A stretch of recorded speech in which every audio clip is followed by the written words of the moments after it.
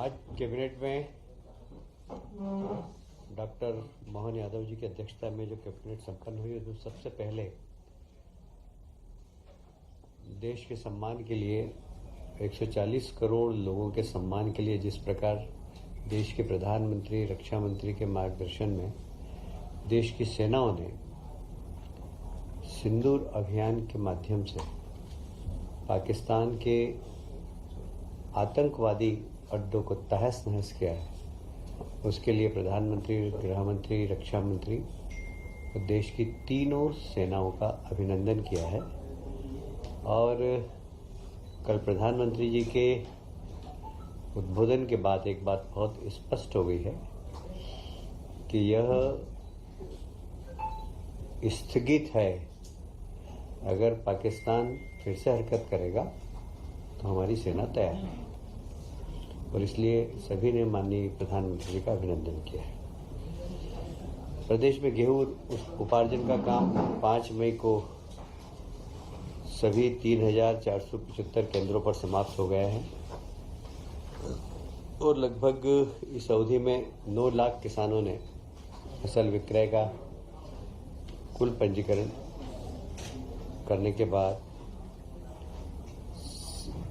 77.74 lakh metric ton गेहूं का उपार्जन किया गया। इसका भंडारण हो चुका है, और बाकी भी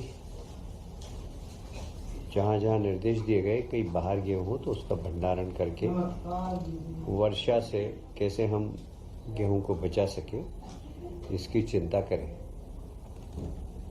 इस पूरे उपार्जन के अंदर जो राशि खर्च हुई है वो 18,842 करोड़ का भुगतान किया गया है। बचा हुआ कुल 18 करोड़ का भुगतान है, वो भी हम जल्दी कर देंगे। अभी आपको मालूम ही होगा, महाराष्ट्र के मुख्यमंत्री जी आए थे और मुख्यमंत्री जी ने ताप्ती बेसिन मेगा रिचार्ज परियोजना का तो उद्घाटन किया है, पर दोनों प्रदेशों की सांस्कृतिक विरासत को, जो प्रधानमंत्री जी हमेशा कहते हैं कि विकास के साथ विरासत को भी हमें संभालना है, तो दोनों माननीय मुख्यमंत्री जी ने बैठकर महाराष्ट्र और मध्य प्रदेश के जो ज्योतिर्लिंग है, महेश्वर, ओंकारेश्वर, गणेश्वर, भीमा शंकर, इन सब का एक सर्किट बनाया है, और वह एक धार्मिक सर्किट जो कि इन सभी ज्योतिर्लिंगों पर लोग एक साथ जा सकें, इस प्रकार की योजना बनाने का निर्णय लिया है। साथ ही महाराष्ट्र में के साथ रोजगार, व्यापार, सांस्कृतिक संबंध और ऐतिहासिक दस्तावेज को एकत्रित करना। महाराष्ट्र में भी कृष्ण पाठशाला, मध्य प्रदेश में हम लोग भगवान कृष्ण ने जहाँ जहाँ अपनी लीला की है उस सभी स्थानों को हम डेवलप कर रहे हैं। जैसे महाराष्ट्र में भी वे सब स्थान जहाँ पर कि भगवान कृष्ण ने अपनी लीला के माध्यम से उस समय में असुरों के खिलाफ एक अच्छी अपनी संघर्ष की प्रवृत्ति समाज के अंदर जागृत की थी, उन सब स्थानों को एक बार फिर से महाराष्ट्र भी डेवलप करेगा। जैसे भगवान दत्तात्रेय, नाथ परंपरा, भ्रथरी, इनका संबंध मालवा निमाड़ से भी है, ऐसे नाथ परंपरा का महाराष्ट्र, हिमाचल प्रदेश, मध्य प्रदेश, इनसे बड़ा संबंध रहा है। तो इन सब को डेवलप करना, लोक माता अहिल्याबाई का जन्म महाराष्ट्र का ही है, उनके स्थान को भी डेवलप करना। और मुझे कहते हुए बहुत प्रसन्नता है कि जिस प्रकार हमने इंदौर में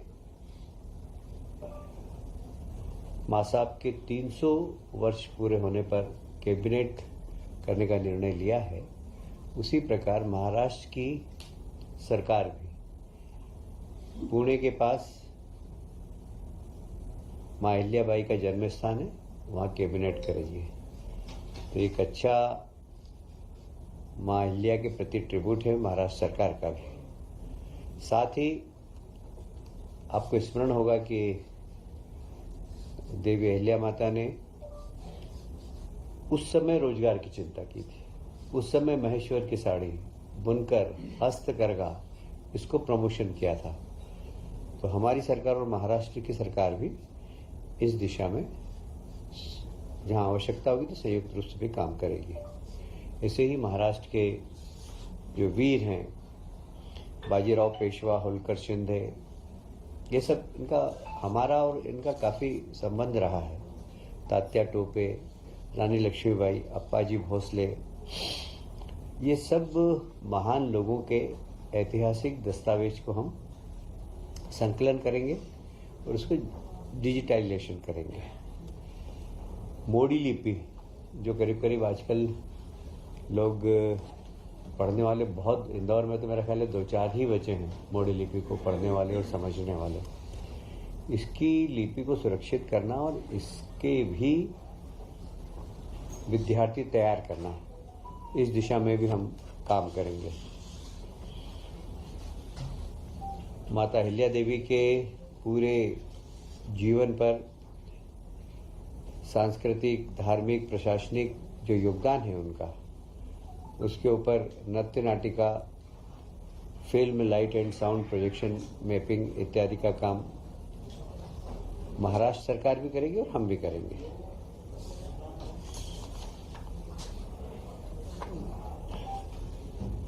16 मई को इंदौर में रीजनल ग्रोथ कॉन्क्लेव तथा मैनमेड टेक्निकल टेक्सटाइल एक्सपो का आयोजन है। आप सभी जानते हैं हमारे प्रदेश के मुख्यमंत्री माननीय यशस्वी प्रधानमंत्री जी के निर्देश पर कैसे हम रोजगार के नए अवसर सृजन कर सकें, इस दिशा में सरकार पहले दिन से ही कार्यरत है।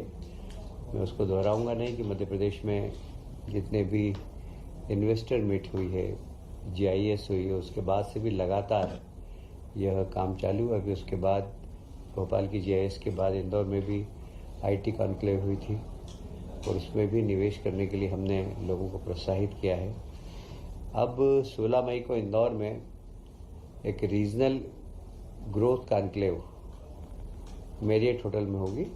इसमें मैनमेड टेक्सटाइल के क्षेत्र में काम करने वाले, क्योंकि टेक्सटाइल एक ऐसा क्षेत्र है जहाँ रोजगार की सर्वाधिक संभावना रहती है और वो भी ऐसे लोगों को रोजगार मिलता है जो अशिक्षित हैं, 12th पास हैं, 10th पास हैं। उनको थोड़ा सा उनका स्किल डेवलपमेंट करके इस क्षेत्र में रोजगार के बहुत अवसर मिलते हैं।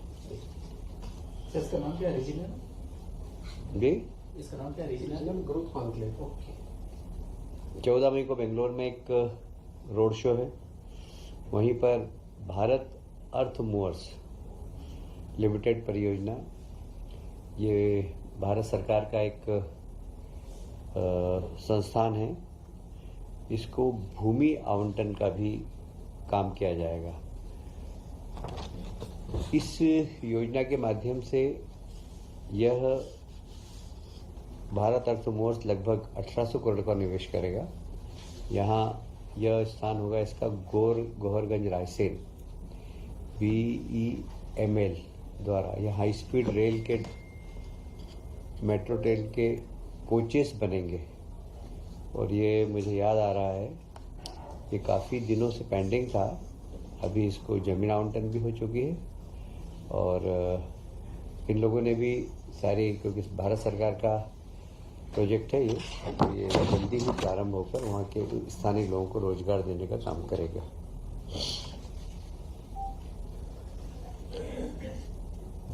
बीस मई को इंदौर में, जैसे मैंने कहा कि हम लोग कैबिनेट की मीटिंग कर रहे हैं राजबाड़े पर, क्योंकि एक ऐतिहासिक स्थल है मध्य प्रदेश का मालवा का राजवाड़ा।